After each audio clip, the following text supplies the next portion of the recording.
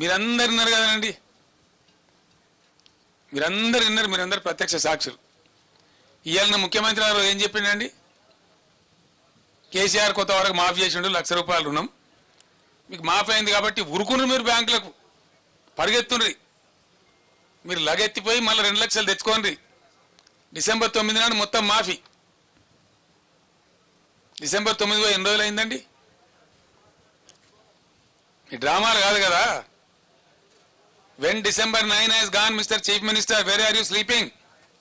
I am asking you. ఎప్పుడు పోయింది December 9? మీ ఇష్టం వచ్చిన సొల్లు పురాణం వాగ్దానాలు చేసి ప్రజలను గోల్మాలు దింపి జస్ట్ 1.8% ఓట్లతో మీరు గట్టెక్కి మీరు ప్రభుత్వానికి వచ్చినారు. మిమ్మల్ని ఎట్లా వదిలిపెడతాం అనుకుంటారు? మేము తరుముతాం, ఇప్పుడు తరిమి కొడతాం, నిద్ర కూడా పోనీయం. ఇలా ఏమవుతున్నది? బ్యాంక్ కూడా వచ్చి డైరెక్ట్గా చెప్తున్నాడు, అమాయక రైతులు వాళ్ళు తెలియక వాళ్ళు మాట్లాడుతున్నారు.